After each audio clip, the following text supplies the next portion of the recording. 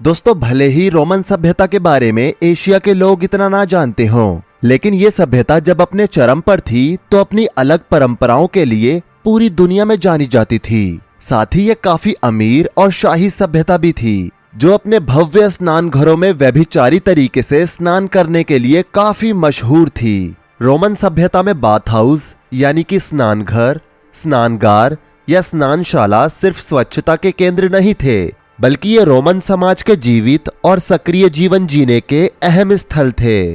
सम्राटों से लेकर आम लोगों तक समाज के सभी वर्ग इन भव्य स्नान घरों में इकट्ठा होते थे, जहां वो आराम करते थे, मिलते जुलते थे और काफी प्रसन्नता से सुखों का आनंद लेते थे। यह एक स्त्री और पुरुष दोनों मिलकर यौन सुखों का आनंद ले सकते थे। बस शर्त ये होती थी कि वो दोनों ऐसा करने के लिए राजी होने चाहिए।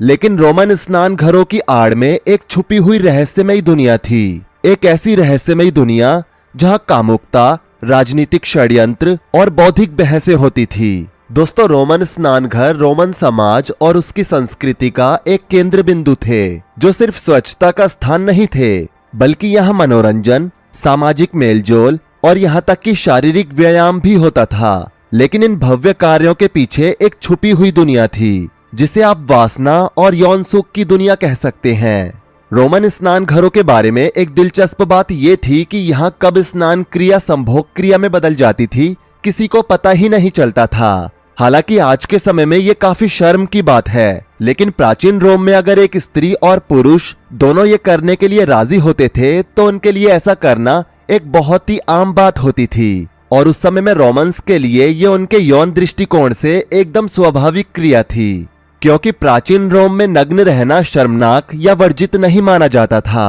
प्राचीन रोम के वासियों के लिए यह सामान्य था कि वो नग्न होकर स्नान करें। नग्नता और यौन विषयों के प्रति ये लचीलापन और समर्पण रोमन्स के यौन संबंधों के प्रति उदारता को दर्शाता था। दोस्तों, ये बिल्कुल भी चौंकाने वाली बात नहीं है कि रोमन स्नान घरों के माहौल में कभी कभी महिलाओं में कुछ ज्यादा ही यौनिक प्रवृत्तियां पैदा हो जाती थी और फिर उन्हें अपनी उत्तेजित यौन प्रवृत्ति को शांत करने के लिए कोई मर्द चाहिए होता था। कुछ इतिहासकार तो ये मानते हैं कि रोम के स्नान घरों में संभोग करना एक सामान्य घटना थी। रोमन स्नान घरों में लोगों के इतने ज्यादा व्यभिचारी होने का एक महत्वपूर्ण कारण गर्म कमरे और भव्य पूल का होना था।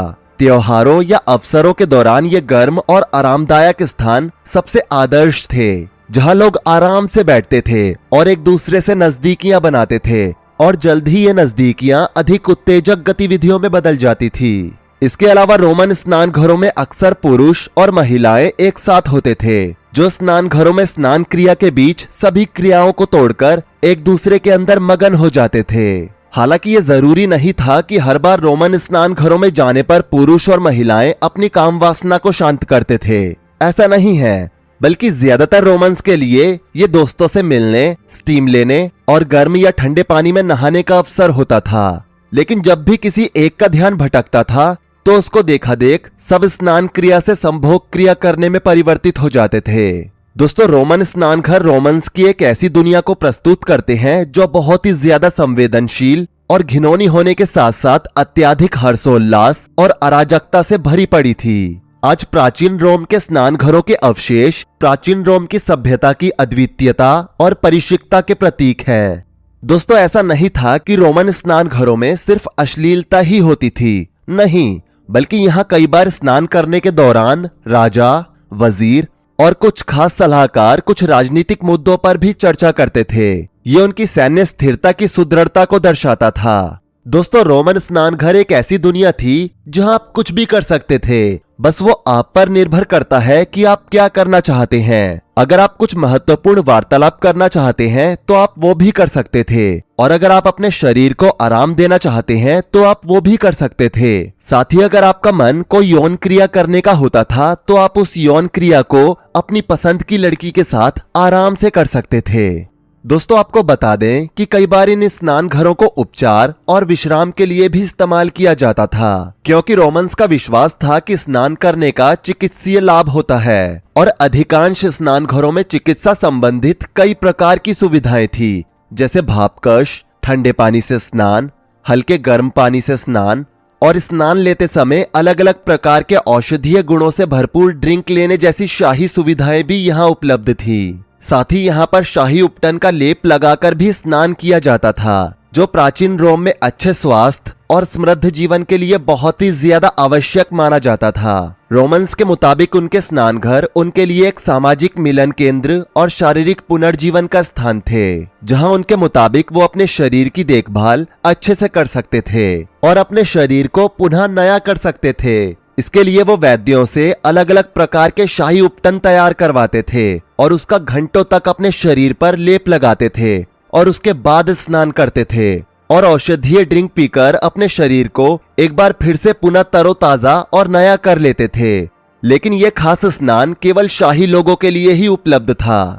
दोस्तों, रोमन स्नान घरों ने शहर के लिए राजनीतिक और सांस्कृतिक जीवन को भी आकार दिया। यहाँ पर गंभीर बहस और सामान्य बातचीत एक आम बात थी। रोमन स्नान घरों को कभी कभी सार्वजनिक सभा, प्रदर्शन और यहाँ तक कि राजनीतिक अभियानों के लिए भी इस्तेमाल किया जाता था। इससे साफ पता चलता है कि रोम के समाज में स्नान घरों का कितना महत्वपूर्ण स्थान था। हालांकि कुछ महिलाओं और पुरुषों के लिए ये सिर्फ वासनात्मक अधिकता, विलासिता और भोग विलास का स्थान थे।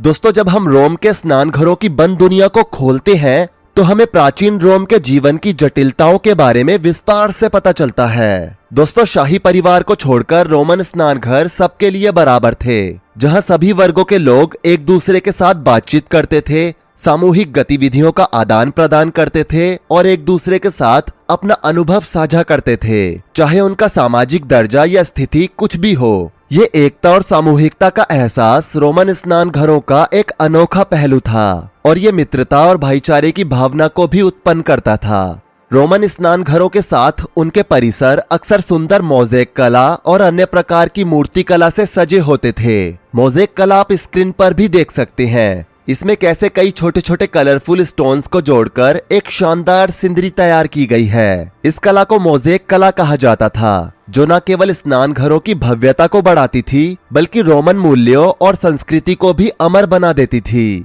दोस्तों, रोमन स्नान घर केवल शारीरिक अधिकता और वासना के ही स्थल नहीं थे, बल्कि ये स्थान रोम के समाज की जटिलता और उनके वर्सटाइल नेचर को भी दर्शाते थे। इसलिए तो रोमन स्नान घर रोमन जीवन और उनकी संस्कृति का केंद्रीय हिस्सा थे।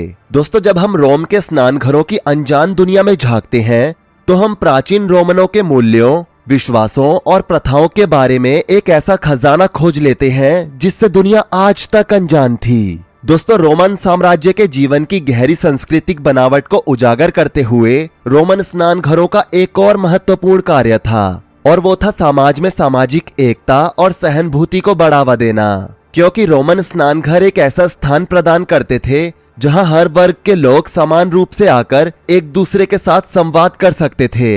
रोमन स्नान घरों ने रोम के नागरिकों के बीच साझा पहचान और एकजुटता की भावना को बढ़ा दिया था। इसलिए रोमन्स का मानना था कि उनके स्नान घर एकता और सहयोग का शक्तिशाली प्रतीक थे, जिसने लोगों को उनकी समानता और साझा भावना की याद दिलाई, साथ ही उनके भीतर की मानवता और भावनाओं को भी जागृत किया। इसके अलावा रोमन स्नान घर केवल शारीरिक शुद्धिकरण के स्थल नहीं थे, बल्कि यह बौद्धिक और सांस्कृतिक आदान प्रदान के केंद्र भी थे, क्योंकि इन स्नान घरों में दार्शनिक, कवि और अन्य शिक्षित लोग भी नियमित रूप से स्नान करने के लिए आते थे और हर तरह के विषयों पर बहस और चर्चाएं करते थे।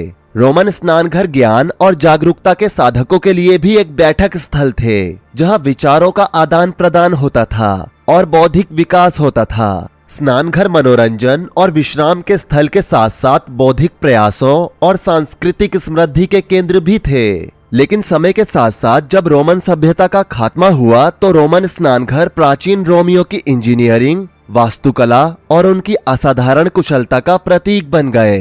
रोमन स्नान घरों में इस्तेमाल होने वाली उन्नत हीटिंग प्रणाली, शानदार मोज़ेक कला, ठंडे व गर्म पानी से स्नान की सुविधा, शाही उपटन की सुविधा और औषधीय गुणों से भरपूर ड्रिंक की सुविधा, ये सब इतनी सारी सुविधाएं थी जो बताती हैं कि रोमन इंजीनियर्स और कारीगरों की तकनीकी दक्षता कितनी उच्च थी। तभी तो रोमन स्नान घर कार्यात्मक इमारतों के अलावा कला और चिकित्सा का उदाहरण थे। जो रोम समाज की खोज और कला का प्रदर्शन करते हैं। आजकल रोमन स्नान घरों के अवशेष प्राचीन रोमियों की उन्नत निर्माण तकनीकों और कला कौशल का प्रतीक हैं और इस आकर्षक सभ्यता की समृद्ध सांस्कृतिक धरोहर की झलक प्रदान करते हैं। हालांकि इतिहासकारों के मुताबिक रोमन स्नान घर सिक्के के दो पहलुओं की तरह थे, जहां एक तरफ इससे शरीर स्वस्थ और बेहतर बनता था और लोग एक दूसरे से वार्तालाप करते थे, तो वहीं दूसरी तरफ यहाँ कई महिलाएं और पुरुष सिर्फ अपनी काम वासना को शांत करने के लिए आते थे।